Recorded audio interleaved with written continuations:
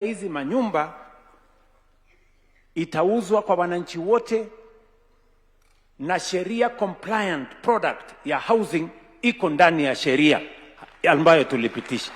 Kwa hivyo nyinyi kama Waislamu, kwa program ya affordable housing iko program ambayo ni sharia compliant. Wewe kama Muislamu utanunua hizo manyumba kwa sababu imezingatia mambo ya dini ya Kiislamu kwa Muislamu ambaye anatafuta nyumba ya kuishi. Sasa niwaulize nyinyi, kwani ile hizi manyumba tunajenga Nairobi, zile tunajenga Wajir, zile tunajenga kule Garissa, kwani mnafikiri ya kwamba tungejenga hizo manyumba bila ya kuweka sheria vile mtazinunua? Kwani hizo manyumba ingekaliwa na nani?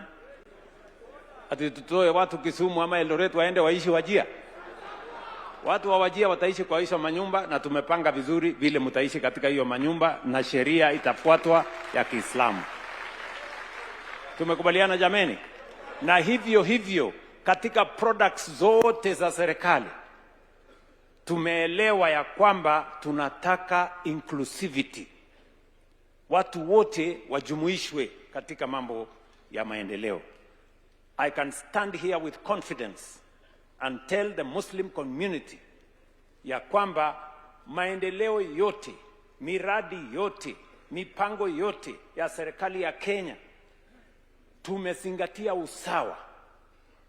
Tunajenga barabara kila sehemu, tunaweka program ya housing kila sehemu, tunaweka mambo ya SHA ifikie kila mwananchi, tumeweka program ya masomo ya watoto wetu ifike kila sehemu ya Kenya.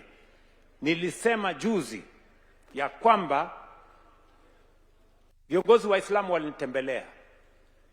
Mbeleni niliwaeleza viongozi wa Kiislamu hasa wa Northern Kenya, niliwaambia nyinyi muende muanzishe vyuo ya kusomesha waalimu ndio tuweze kupata waalimu wengi kutoka Northern Kenya, kwa sababu tulikuwa na matatizo pale nyuma. Waalimu wengi walikuwa wanatoka sehemu zingine za Kenya wanafundisha Northern Kenya. Ikitokea changamoto kidogo, wote wanahama, watoto wa Northern Kenya wanabaki bila waalimu. Kawaambia hawa viongozi, jengeni. Na mimi nataka nishukuru viongozi wa Northern Kenya, muko na colleges sasa ya walimu. Na mwaka uliopita nilisema wakati tunaajiri walimu tuweke affirmative action kwa watu wa Northern Kenya.